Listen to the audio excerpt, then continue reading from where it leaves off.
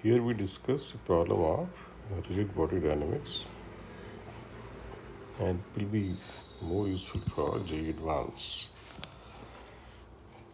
इसमें दिया है कि there is a uniformly dense rod, say of certain mass m1. It is pivoted at one end and free to rotate in vertical plane under gravity. Gravity के effect में इस hinge के about ये rotate कर सकती है. It is uniformly dense. इसका कुछ सर्टेन मास m1 है. इसकी लेंथ भी दी गई है l. और ये कहा गया है कि इसकी इस एंड से हिंज से x डिस्टेंस पर एक पार्टिकल m2 मास का अटैच करते हैं. m2 attached distance x from the hinge and और रिजिडली अटैच करते हैं. रिजिडली अटैच करने के बाद जिसमें रॉड हॉरिजॉन्टल है इसको अलाउ कर दिया जाता है रोटेट करने के लिए. तो हमें x अपॉन l की वैल्यू बतानी है. We have to find the ratio x by l so that force by the rod on the particle is found to be zero. कब? Immediately after the system is allowed to rotate. जैसे इसको rotation के लिए allow करते हैं बताना है कि अगर ये रॉड इस पार्टिकल पर जीरो फोर्स लगाती है तो x और l का रेशियो क्या होना चाहिए. राइट. तो let us solve this problem. इसमें सिंपल कॉन्सेप्ट से इसको किया जा सकता है कि अगर पार्टिकल जो है, पहले पार्टिकल का पाई डायग्राम बनाते हैं. पार्टिकल पर अगर रॉड फोर्स नहीं लगा रही है तो पार्टिकल पर केवल इसका अपना फोर्स होगा. That will B m2g. Right. और यहीं पे हम रॉड को दिखाते हैं.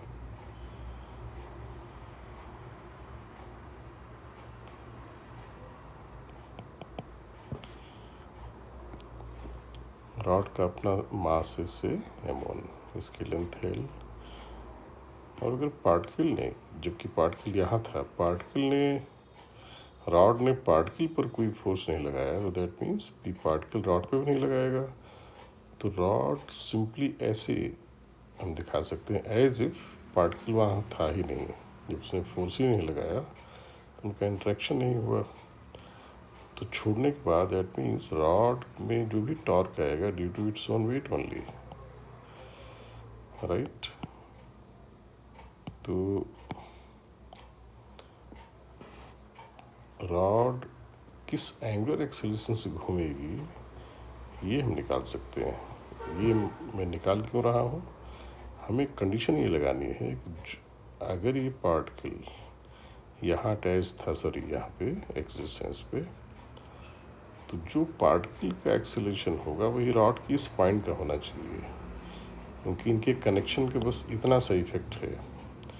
इसी कनेक्शन की जो कंडीशन है कि दे शुड हैव सेम एक्सेलरेशन, उसी से हम रिक्वायर्ड कंडीशन निकाल लेंगे. तो अल्फ़ा कैसे निकाला जाए. अल्फ़ा के लिए torque equal to I alpha लगा दें. रॉड के लिए रॉड पर टॉर्क देने वाला जो फोर्स है केवल इसका अपना वेट है. क्योंकि पार्टिकल को जब इसने लगा नहीं कोई फोर्स दिया तो रॉड पर पार्टिकल का कोई फोर्स नहीं आएगा. तो हिंज के अबाउट केवल वेट की वजह से टॉर्क आएगा. हिंज का जो फोर्स होगा that will not produce any torque about this point. ये कॉमन सेंस की बात है. कोई फोर्स जहाँ से पास होता है वहाँ के अबाउट टॉर्क नहीं देता. राइट.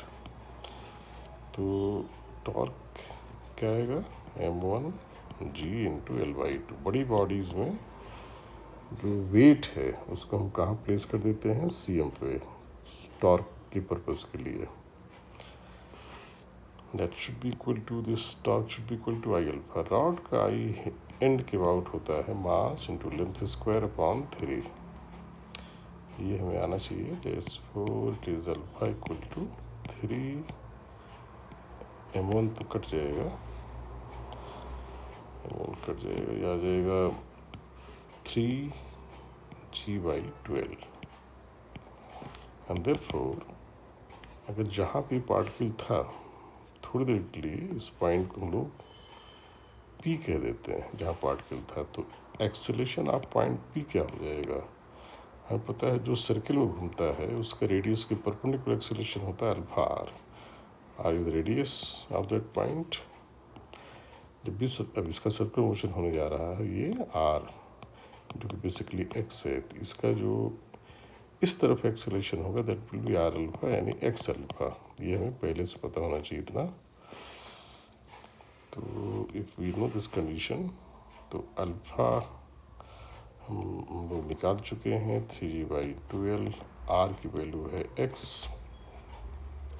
तो हमें रॉड की उस पॉइंट का एक्सेलेरेशन मिल गया जहाँ पार्टिकल कनेक्टेड था, और पार्टिकल पर केवल इसका अपना वेट काम कर रहा है।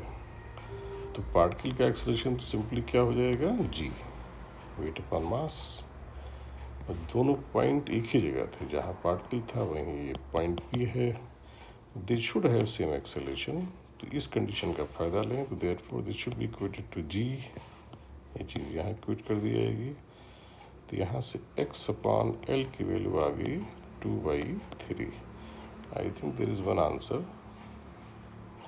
Yes, b. तो कंडीशन यही रहेगी कि पार्टिकल जहाँ पे कनेक्टेड था, जैसे इस प्रॉब्लम में यहाँ, तो पार्टिकल का एक्सेलेरेशन और रॉड की इस पॉइंट का एक्सेलेरेशन सेम हो जाना चाहिए। और चूँकि रॉड पार्टिकल पे फोर्स नहीं लगा रहा है तो रॉड को पार्टिकल की प्रेजेंस लगेगी ही नहीं। तो रॉड का फ्री बॉडी डायग्राम दिखाते समय पार्टिकल को हम दिखाएंगे ना, उस पर कोई फोर्स ही नहीं दिया उसने। तो सिंपल तरीके से रॉड का हम एंगुलर एक्सेलरेशन निकाल लेंगे, फिर रॉड की इस पॉइंट का एक्सेलरेशन निकाल लेंगे, जिसको हम लोग लीनियर एक्सेलरेशन या टेंजेंशियल कह देंगे। That will be r alpha. R की वैल्यू होगी एक्स और अल्फा हम एक्सेलरेशन निकाल लेंगे, राइट।